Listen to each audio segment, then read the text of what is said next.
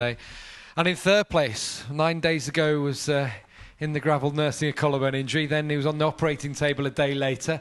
Now you're up here on the podium, Colin. What a week it's been. How does it feel to be back up on the podium? It feels good. I'm just waiting to see what text I'm getting from my wife today. I qualified 8th, and she sent me, "You're a bad motherfucker," yesterday. So I can't wait to see what it's going to be today, getting on the podium. But it's, we started the race on a setup that I hadn't even been on. We tried a setup this morning with a different linkage, and it didn't work out. And I've obviously just been doing bare minimum laps all weekend, just getting a couple laps here, a couple laps there, and it's not even the collarbone. I separated the muscle from my ribs, and that's the worst part about it. I can't eat, I can't drink, I can't shit, I can't cough, I can't do anything without pain. Anyways, we started the race on a setup that I didn't even know, hadn't even been out on. Completely different linkage, different front end springs, different everything. And went out, and, like Andreas said, we did 2 laps there in the 5 minutes just to kind of get a feel for it. And they came in and said, on the grid, how was it? I was like, that's all good. Let's see what happens. And was just aggressive the first couple laps. Tried to hold position and hang on to these guys up front. I got kind of clear with Ben right in front of me. And I knew Ben went pretty good this morning, so I thought, well, if I can just hang on with Ben here for a minute and see if we can separate ourselves a little bit from the guys behind us. And at that time, I think I was in 6th, and I thought, honestly, I was going to be happy with that. I was like, just let's finish the race and go home and think about Assen.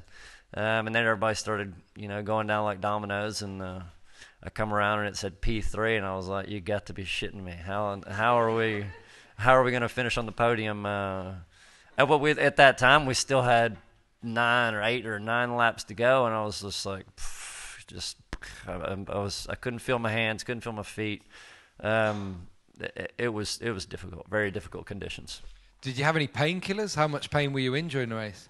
The race isn't bad. Actually, on the bike is not bad. Any kind of tank slappers or any quick little movements of the rear end, that hurts like a son of a bitch. But as long as you kind of keep that under control and just be smooth. As far as pain meds, 0. I tried some pain pills on Friday, and I felt like a space cadet out there on the bike. And it's like, oh, there goes my brake mark. Oh, shit, I better brake, And so I was like, obviously if my body's telling me I got pain, I need to know about it. And yesterday just took a few ibuprofen before we went out, and did the same today.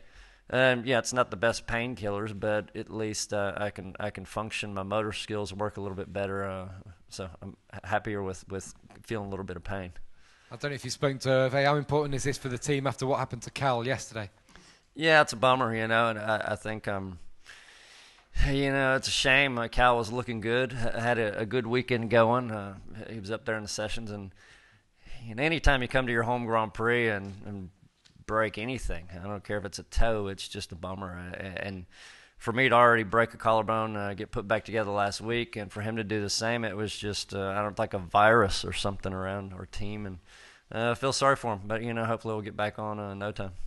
And going to Assen, you've got history there as well. You're going to be looking forward to that one a bit more now. Yeah, but if you bring up 2006, I'm not even talking about that. Yes, me and Assen do have history. I'm really looking forward to it. My main focus, obviously, is go home for a week, get, I guess, 11, 12 days of recuperating, and kind of see if I can get my ribs to kind of heal up. And collarbone's great. That's not really an issue right now. Just relax and hang out with the kids and the wife, and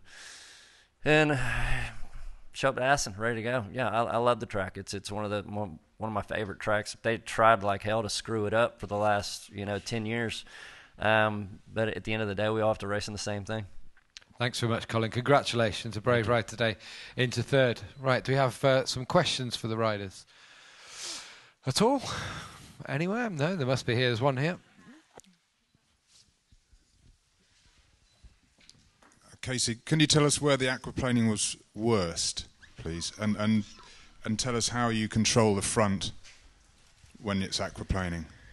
There was Probably 4 or 5 points on the track that I found. One coming out of turn 5, I think. Going down the straight before turn 6. There was a point there, and in the last few laps especially, it was just aquaplaning the whole way. So, whatever bikes had been through there first, you kind of try and follow their line. One into turn 6, it was a lot slower in there, but a few times I felt the front just sort of aquaplane quite a lot. It was quite a slow turn, so you normally wouldn't expect it, but there was enough laying water there that was quite bad. Another one was, what's the one called? The old first corner. Cops, that's the one. From there down to the next section, there was a couple of points down there. You'd aquaplane a few times, and then one just before you sort of went on the brakes, and then another one down before turn 15. I don't know the names of any of them, so going down into turn 15, every lap of the race, you'd be spinning just before you hit the brakes. So most of the time in the corners, it wasn't too bad. Was okay. But the worst aquaplaning points were those for me. There's a couple other small points, but they were sort of, avoidable. So. Did you do 2 warm-up laps like both these guys?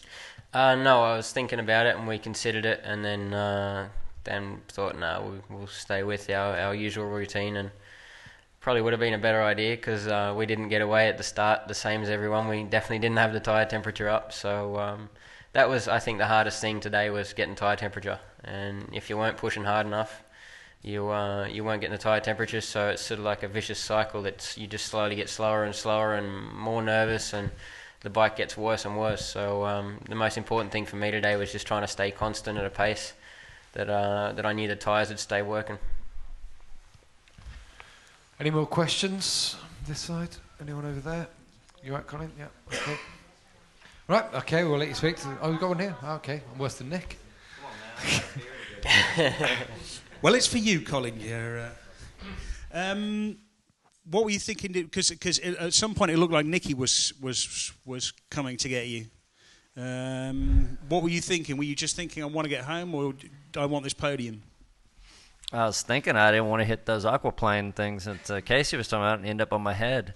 That was the number one goal. Number two was, I didn't really feel like I was, pushing or like mad braking. I was just sitting on top of the thing and just kind of felt good and comfortable. And then when I saw he started to catch, a second, I thought, well, I know I got a second in there, so I went a little bit faster, and he caught me a little bit. I went a little bit faster, and didn't really feel like I was pushing over my head, and I think my fastest lap was, I don't know, second or third from the end or something like that, and just kind of held station, and didn't really feel like I was taking any risks, but there was definitely some more there if I needed to grab it.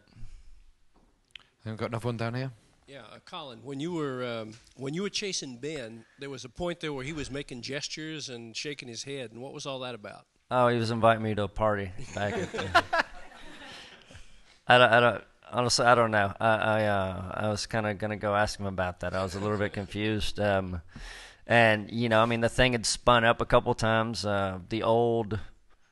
This is confusing as shit. The old last corner, let's say. You know what I'm talking about? He come around there, and it spun up a little bit, and he kind of looked back at me, and like, is yours spinning up? Yeah, mine's spinning up too.